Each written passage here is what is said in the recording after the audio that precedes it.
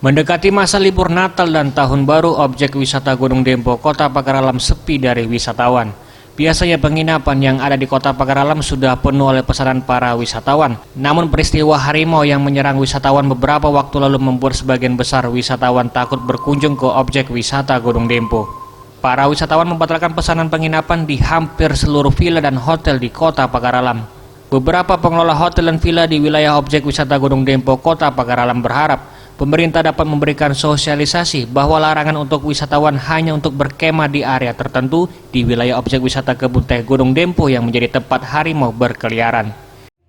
Jadi hampir seluruh tamu yang ingin menginap ke hotel dan villa di kawasan Kebun Teh Gunung Dempo, Kota Pagar Alam mengalami penurunan omset dikarenakan adanya isu harimau yang berkeliaran di Kebun Teh. Harapan saya agar instansi terkait dapat membantu mensosialisasikan kepada wisatawan yang berkunjung ke Pagar Alam bahwasanya yang dilarang oleh pihak kepolisian itu adalah jangan berkemah di area. Di tahun-tahun sebelumnya, hotel dan penginapan yang ada di Kota Pagar Alam sudah full booking sejak akhir November.